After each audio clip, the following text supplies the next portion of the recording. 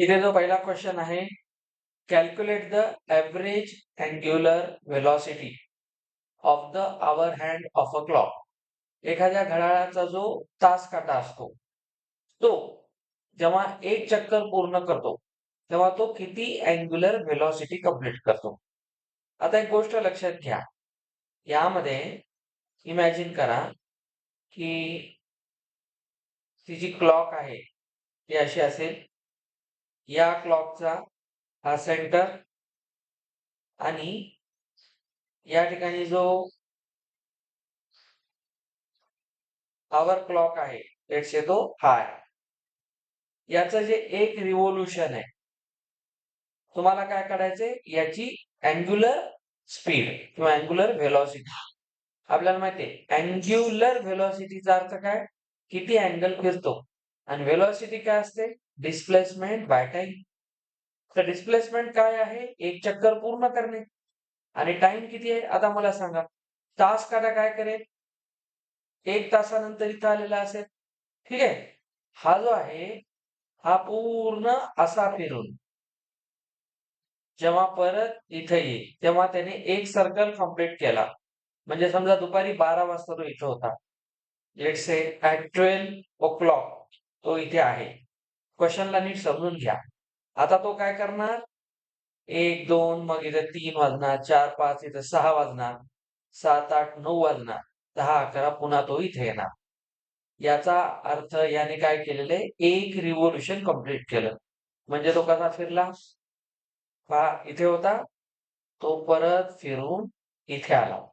Angular velocity. हा, तर तो किती अँगल फिरला, 360 डिग्री. तर बघा, इन जो अवर हँड आहे, our hand completes 360 degree in 12 hours. 12 तासात तो 360 फिरतो. 12 तास लागतील की नाही इथून इथे यायला. 360 आपल्याला माहिती आहे की व्हेलॉसिटी किंवा हे जे काय आपण घेतो हे सगळं कशात असलं पाहिजे, रेडियन मध्ये असलं पाहिजे.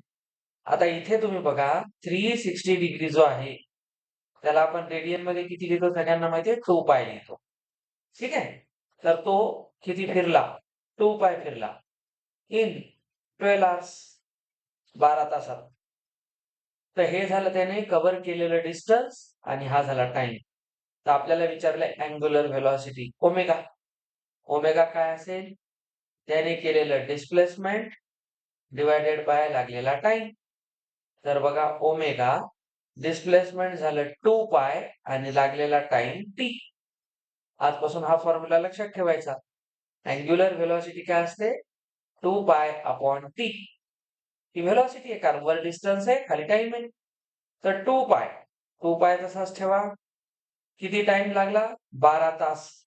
आता आपल्याला माहिती आहे रेडियन हे एसआय युनिट आहे, तर इथं आर्स एसआय युनिट नाही, युनिट कोण असते, सेकंड्स. हे तर आर्स मध्ये आहे ना, हे आर्स मध्ये. तर आपल्याला माहिती आहे एका तासात किती सेकंड असतात, एका तासामध्ये किती सेकंड्स असतात. जसं एका मिनिटात 60 सेकंड असतात एका मिनिटात. तर 60 मिनिट्स मध्ये 60 इंटू 60 3600 सेकंड्स असतात. तर 12 तासामध्ये किती सेकंड्स असतील, तर हे 2 पाय घ्या आणि 12 आवर्स मध्ये इंटू करा 3600. तर बघा, याला डिवाइड करा, इथे किती येतं, 1800. तर वर आला पाय, खाली 18 दुनी 36, ते 216, वरचे 0. तर एवढं आहे त्याचं रेडियन पर सेकंड. आलं लक्षात, हे वरचं रेडियन, खालचं सेकंड्स. तर अँग्युलर व्हेलॉसिटी किती असेल त्या क्लॉकची, एक कंप्लीट रिव्होल्यूशन करण्यामध्ये 5/21,600 रेडियन पर सेकंड. काय काय केलं आलं लक्षात सगळ्यांच्या. आपण इथे पहिला क्वेश्चन कंप्लीट केलेला आहे. तुम्ही एक पहा इथं काय काय केलं. पहिल्यांदा एक नवीन फॉर्म्युला इथे शिका. हा, तर फॉर्म्युला म्हणून इथे लक्षात ठेवायचा, ओमेगा जो असतो त्याला आपण 2 पाय बाय टी आपण लिहितो. याला म्हणतात angular velocity of any body. जेव्हा ती एक चक्कर पूर्ण करते तेव्हा ती 2 पाय बाय टी या स्पीडने पूर्ण करते. अँग्युलर स्पीडने. तिथं आर नाही आला. तुम्ही म्हणाल हे पूर्ण फिरते म्हणजे सर्कमफेरन्स नाही. आपण त्याचा अँगल पाहतोय किती फिरते. इथं फिरला असतं तर 2 पाय आर फिरला असतं. ह्याच्यावर असता तर. तो फिरतोय कुठे? अँगल. हा काटा जेव्हा असा सर्कल कंप्लीट करेल तेव्हा तो किती अँगल फिरलेला असेल त्याला आपण रेडियन मध्ये मोजतो. ते इथं आर येणार नाही हे लक्षात घ्या. अँगल असल्यामुळं. लिनियर वेलोसिटी असती तर आर आला असता. समजलं? चला. आता आपल्याला काही रिलेशन्स लक्षात ठेवायचे महत्वाचे आहेत. हे रिलेशन्स नेहमी कामाला येतील. जसं ओमेगा काय आहे? 2 पाय अपॉन टी. ठीक आहे? हे झालं अँग्युलर व्हेलॉसिटी. आपण काल अँग्युलर व्हेलॉसिटीला अजून पाहिलंच होतं. त्याची अँग्युलर व्हेलॉसिटी आहे. आता टाइम पिरियड याच्यामध्ये एक लक्षात ठेवायचं फ्रिक्वेन्सी. फ्रिक्वेन्सी एकदा आपण एफ ने दाखवतो किंवा एन ने दाखवतो. तर फ्रिक्वेन्सी काय असते? नेहमी 1 बाय टी असते. टाइम पिरियडच्या नेहमी रेसिप्रोकल असते. एक रूल लक्षात ठेवा की आपण साऊंड वेव्ह मध्ये पाहणार आहोत नंतर वेव्ह चॅप्टर मध्ये. पण आता लक्षात ठेवायचं कधीही फ्रिक्वेन्सी जी असते एखाद्या रोटेटिंग बॉडीची is inversely proportional to time period. कोणत्याही बॉडीची फ्रिक्वेन्सी ही टाइम पिरियडला इनवर्सली प्रोपोर्शनल असते. आता इथून सांगा टाइम पिरियड काय होते? नाव टाइम पिरियड काय होईल? सर टाइम पिरियड होईल 2 पाय आणि हा ओमेगा इथे येईल. समजलं? हे झालं टाइम पिरियड बाय ओमेगा. मग आता ही टी ची व्हॅल्यू झाली. आता मला सांगा फ्रिक्वेन्सी काय आहे? 1 बाय टी.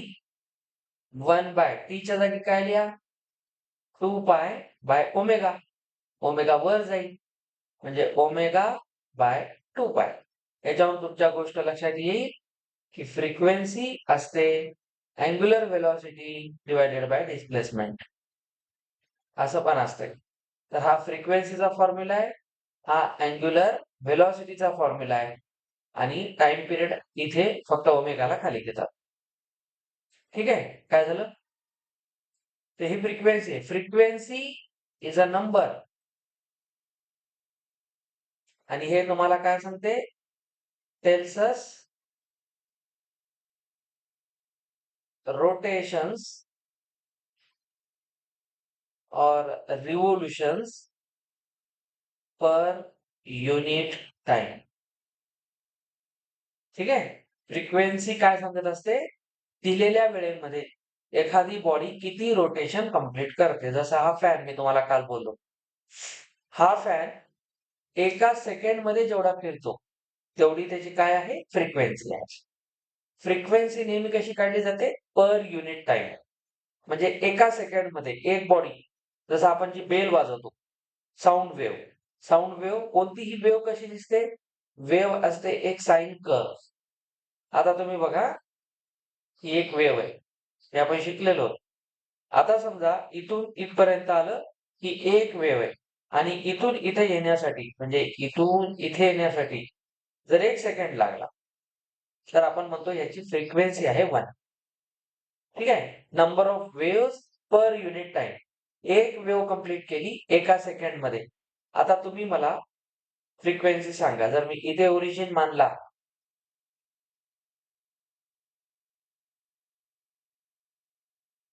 1 सेकंड मध्ये जर इथे आली तर याची फ्रिक्वेन्सी किती आहे? याची फ्रिक्वेन्सी आहे 1. याची फ्रिक्वेन्सी किती आहे? याच्यासाठी तुम्हाला किती वेव्हज तयार झाल्या? 1, 2, 3, 4, 5, 6. याची फ्रिक्वेन्सी 6 आहे. तर फ्रिक्वेन्सी तुम्हाला काय सांगते? एक नंबर असतो आणि ती सांगते किती रिव्होल्यूशन झाले पर युनिट टाइम. आता फॅन सांगा. हा फॅन एक चक्कर पूर्ण करतो तेव्हा किती अँगल फिरतो? 2 पाय. मी जर तुम्हाला म्हणलं की हा 10 मिनिटांमध्ये किती चक्कर करेल, आहे की नाही? म्हणजे याची अँग्युलर व्हेलॉसिटी किती असेल फॅनची. फॅनची अँग्युलर व्हेलॉसिटी किती काढणार? व्हेलॉसिटी आहे डिस्प्लेसमेंट बाय टाइम. तर एक चक्कर पूर्ण केल्यावर 2 पाय आणि लागलेला टाइम म्हणजे 10 मिनिट्स. तर एका मिनिटामध्ये 60 सेकंड्स. तर 10 इंटू 60 करा, झालं सेकंड्स. जसं आता मागचा क्वेश्चन केला तसंच आहे. तर तुम्हाला याचे हे बेसिक्स फार चांगले पाहिजे. पुढे जाऊ आपण. पहा, an object revolves uniformly in a circle of diameter 0.80 meter and completes 100 revolutions per minute. 100 revolution per minute म्हणजे काय? त्याची फ्रिक्वेन्सी आहे 100. Find its time period and angular velocity. मी तुम्हाला 3 मिनिट वेळ देतो, विचार करा. आलं पाहिजे. आता इथे आपल्याला म्हणलेलं आहे की ऍक्च्युली हा सर्कल किती मोठा आहे याचा काही संबंध नाही, कारण आपण त्याची अँग्युलर व्हेलॉसिटी काढणार आहोत. सर्कल समजा एवढा असेल किंवा सर्कल एवढा असेल, म्हणजे त्याची रेडियस चेंज झाली, तरी सांगा त्याचं जे मधलं फिरणं आहे ते 2 पाय बदलणार आहे का? नाही. फक्त 2 पायला वेळ केव्हा लागेल? टाइम पिरियडवर डिपेंड आहे. पण इथं लक्षात घ्या, या क्वेश्चन मध्ये ऍक्च्युली डायमीटरचा काही रोलच नाहीये. इथे तुम्हाला दिलेले आहे फ्रिक्वेन्सी. बघा हेच क्वेश्चन येतात, थोडंसं लक्ष देऊन करा. फ्रिक्वेन्सी म्हणजे एन किती आहे? 100 रिव्होल्यूशन पर मिनिट आहे, पण आपल्याला पर सेकंड काढायचं असते. तर काय कराल तुम्ही? 100 रिव्होल्यूशनला एका मिनिटामध्ये 60 सेकंड्स असतात. तर तुम्ही याला असं लिहाल, म्हणजे किती झालं बघा, 5/3. ठीक आहे, 5/3 रिव्होल्यूशन्स पर सेकंड ही झाली याची फ्रिक्वेन्सी. आपल्याला विचारलाय टाइम पिरियड. टाइम पिरियड काय असतो? नेहमी फ्रिक्वेन्सीचा रेसिप्रोकल, म्हणजे 1/n असतो. आता 1/n म्हणजे ह्याचा रेसिप्रोकल, तर तो किती होईल? 3/5. हा टाइम पिरियड आहे, सेकंड्स. फ्रिक्वेन्सीचा रेसिप्रोकल काय असतो? Time period. चला, टाइम पिरियड आला. आता आपल्याला विचारले अँग्युलर व्हेलॉसिटी, ती किती असते? 2π/t. तर हे 2π घ्या आणि खाली t टाइम किती आहे? 3π/5. 3/5 याला वर घ्या, 5 वर जातो. तर 5 इंटू 2π, खाली आला 3, वर आला 10π, खाली आला 3. एवढं पण लिहू शकता. हे झालं रेडियन पर सेकंड. ठीक आहे, वर रेडियन आहे, खाली सेकंड आहे. आता बघा तुम्ही याला असे लिहू शकता, और 10 इंटू 5 ची व्हॅल्यू 3.14, खाली आला 3, वर मल्टिप्लाय होऊन 1 ने डेसिमल पुढे जाईल, 31.4, खाली 3, 3 1 जा 3, 0, जवळपास एवढं येते. 10.467 रेडियन पर सेकंड. तर ही झाली अँग्युलर व्हेलॉसिटी आणि हा झाला टाइम पिरियड. आता तुम्हाला किमान या गोष्टी आता लक्षात ठेवायच्यात. फ्रिक्वेन्सी आल्यावर टाइम पिरियड कसा काढतात, काय नाही. ठीक आहे. टाइम पिरियड नेहमी फ्रिक्वेन्सीच्या रेसिप्रोकल, अँग्युलर व्हेलॉसिटी नेहमी 2π/t. चला नेक्स्ट क्वेश्चन काय म्हणतो? A particle moves in a circle of radius 4 meter. Meter वगैरे नीट पाहत चला, युनिट्स करेक्ट SI पाहिजे. With a linear velocity v 20 meter per second. त्याची अँग्युलर व्हेलॉसिटी काढा. त्याला काय म्हणायचे थोडक्यात पहा. एक सर्कल आहे, एक सर्कल आहे. या सर्कल मध्ये एक ऑब्जेक्ट ज्याची रेडियस वेक्टर आहे, हा ही रेडियस आहे 4 मीटर आणि त्याची लिनियर व्हेलॉसिटी आपल्याला सांगितली. लिनियर म्हणजे तो असा फिरतोय, है की नाही? लिनियर व्हेलॉसिटी म्हणजे सर्कम्फेरन्स वर फिरतोय. v ही त्याची 4 मीटर त्याची रेडियस आहे आणि हा असा फिरतोय. त्याची लिनियर व्हेलॉसिटी म्हणजे v दिली आपल्याला. v किती आहे? 20 मीटर पर सेकंड. आपल्याला विचारलंय सांगा याच वेळेस त्याची अँग्युलर व्हेलॉसिटी किती असेल? ओमेगा किती असेल? तुम्हाला व्ही दिले, ओमेगा काढायचंय. काल आपण पाहिलं होतं. रेडियस किती आहे? 4 मीटर आणि आपल्याला विचारले अँग्युलर व्हेलॉसिटी. तुम्हाला माहिती आहे V is equal to R omega. काल आपण रात्री शिकलो, काल सकाळी.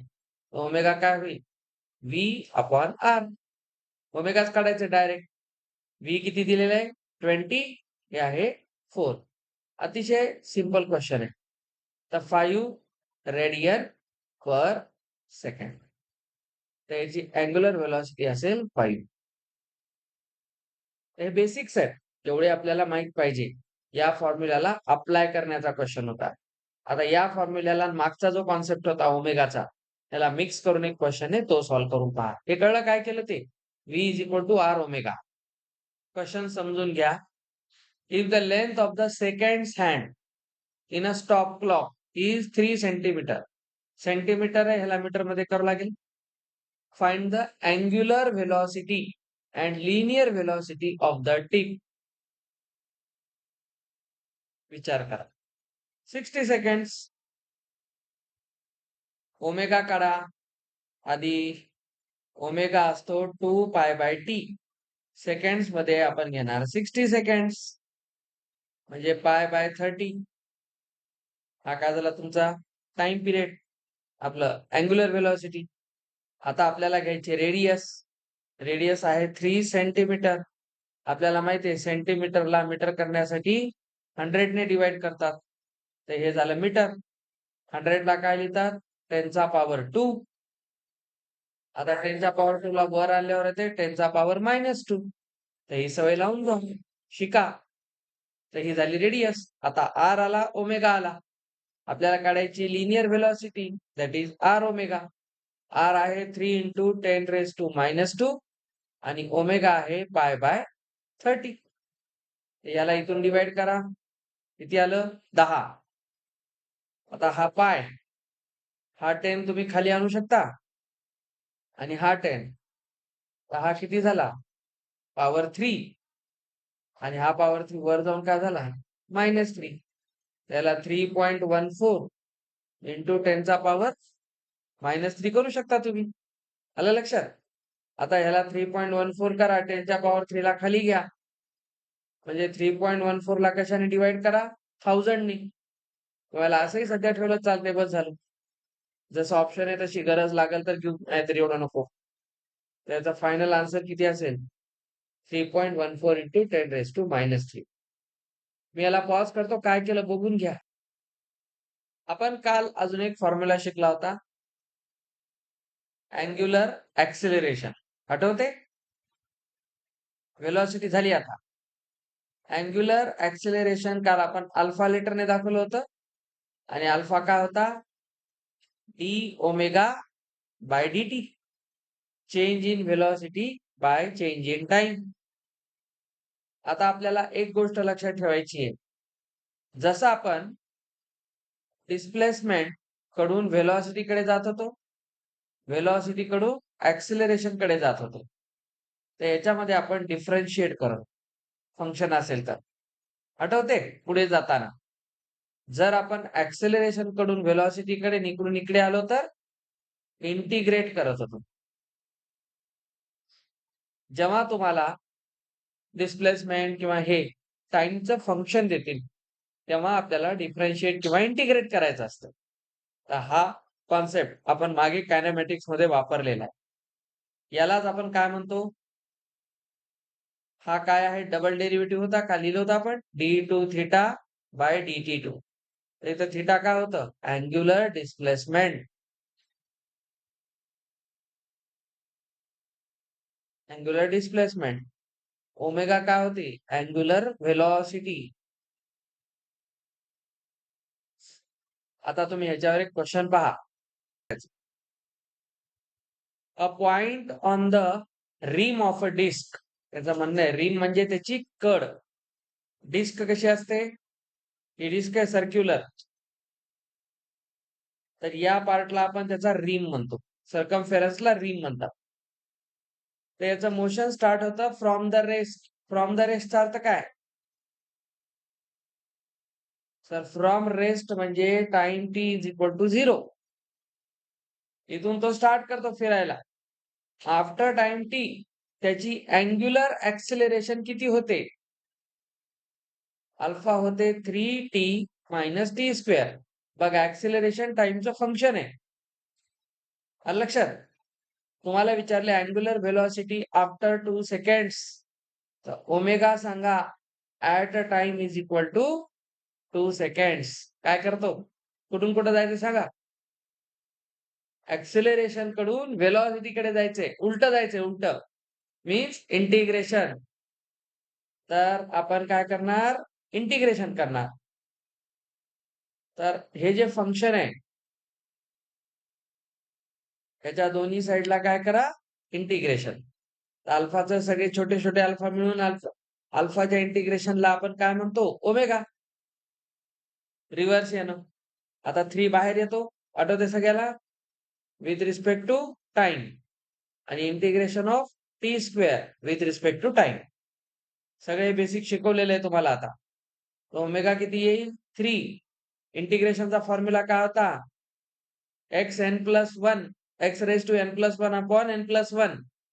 तर हा 3 n1 आहे, N plus 1 upon N plus 1 याचं इंटिग्रेशन मायनस टी स्क्वेअरचं integration N plus 1 upon N plus 1 power 2 होता.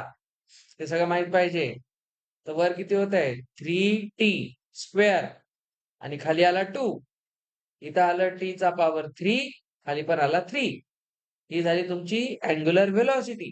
आता ही व्हेलॉसिटी तुम्हाला विचारलेली आहे टाइम 2 ठेवून किती असेल? तर t च्या जागी 2 ठेवा. तर 2 चा स्क्वेअर खाली 2, इथे 2 चा क्यूब खाली 3. इथं जाऊ द्या, एक 2 राहिला म्हणजे इथं 6 आला आणि इथं किती आला? 8/3. तर 18 मायनस 8/3 हे होईल रेडियन पर सेकंड. तर त्याची अँग्युलर व्हेलॉसिटी किती असेल? 10/3 रेडियन पर सेकंड. एक्झॅक्ट क्वेश्चन तुम्हाला असे जे मेन्स मध्ये पाहायला भेटते. तुम्हाला देतील ओमेगा, विचारतील ऍक्सिलरेशन, देतील ऍक्सिलरेशन, विचारतील डिस्प्लेसमेंट. आपण त्याला काय करत जातो? इंटिग्रेट करतो. रिव्हर्स जाताना, समोर जाताना डिफरन्शिएट करतो. हे तुम्हाला माहित पाहिजे. बेसिक आहे, फॉर्म्युला लक्षात राहणं. आपण सगळ्या टाईपच्या फॉर्म्युल्याचे क्वेश्चन्स करायला काल जेवढं आपण शिकलोय. समजून घेत चला पुढे पुढे. समजलं याला इंटिग्रेशनच का केलं? कारण आपण रिव्हर्स चाललो आणि ऍट म्हणजे इन्स्टंटेनियस ऍक्सिलरेशन आहे आणि इथं आपण इन्स्टंटेनियस व्हेलॉसिटी काढतो. पुढे चला. काय म्हणतो पहा question. Wheel of a motor rotates with a constant acceleration. 8वा शब्द आला कॉन्स्टंट ऍक्सिलरेशन. काल काय म्हणलो आपण? ऍक्सिलरेशन कॉन्स्टंट असते तेव्हाच कायनेमॅटिक्सचे फॉर्म्युले लावता येतात. म्हणून हा शब्द आहे. त्याचं ऍक्सिलरेशन किती आहे? 4 रेडियन पर सेकंड स्क्वेअर. सेकंड स्क्वेअर आहे म्हणजे ऍक्सिलरेशन आहे. व्हील जर रेस्ट पासून स्टार्ट करतो त्याचा अर्थ काय? रेस्ट पासून स्टार्टचा अर्थ इनिशियल व्हेलॉसिटी 0. ओमेगा नॉट त्याला आपण पाहिलं होतं. Omega naught is 0. How many revolutions will it make in the first 20 seconds. तर टी ला 20 सेकंड्स ठेवून तो 20 सेकंड मध्ये किती रिव्होल्युशन कंप्लीट करेल? Think it. समजून घ्या काय म्हणतो हा.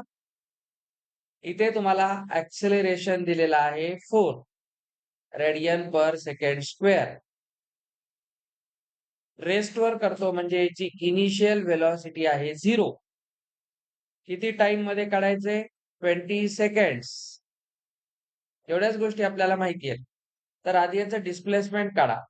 म्हणजे 20 सेकंड मध्ये तो किती फिरेल? टाइम 20 घ्यायलो ना आपण. डिस्प्लेसमेंट म्हणजे काय? इथं होता. हे झालं एक अँग्युलर डिस्प्लेसमेंट. 2, 3 असं 20 सेकंड मध्ये किती फिरेल हे काढायचंय. तर डिस्प्लेसमेंट काय असते? ut plus half A T square. मी म्हणायलो कायनेमॅटिक्स आणि लिहायलो इथं रोटेशन. तर थिटा काढा म्हणजे अँग्युलर डिस्प्लेसमेंट काढा. हे तर 0च आहे. 0 × 20 हाफ. हे किती आहे? 4 आणि हे किती आहे? 20 चा स्क्वेअर. बस. तर हे तर ओव्हरऑल 0 झालं. तर हा झाला हाफ 4 इंटू 400. इथून आला 200 म्हणजे थिटा आहे 800 रेडियन. ह्याचं डिस्प्लेसमेंट झालं आणि हे सगळं रेडियन मध्ये असतं. 800 रेडियन त्याचं डिस्प्लेसमेंट आहे. आता विचार करा in 20 seconds displacement is 800 radian आहे की नाही? आणि आपल्याला विचारलंय 20 सेकंड मध्ये 800 आहे. तर एका सेकंड मध्ये किती राहील? इन 1 सेकंड त्याची फ्रिक्वेन्सी आहे. 800 ला एका चक्रात काढा. एक चक्कर किती असते? 2 पाय. तर हे किती झालं? 400 बाय पाय. खतम. एवढं सोपं होतं. आणि तुम्हाला जर फर्स्ट 20 सेकंडचंच रिव्होल्यूशन विचारलं, तर 800 हे म्हणू शकता. हेच आहे ना ते. पण रिव्होल्यूशन काय? फ्रिक्वेन्सी आहे. फ्रिक्वेन्सी काढण्यासाठी डिस्प्लेसमेंटला तुम्ही झालेल्या डिस्प्लेसमेंटला 2 पायने डिव्हाईड पण करू शकता. असे बेसिक क्वेशन्स असतात. ओके? तर आपण काल जेवढे फॉर्म्युले शिकले होते, त्याची आज थोडीशी प्रॅक्टिस केलेली आहे. काय-काय शिकलो होतो आपण काल?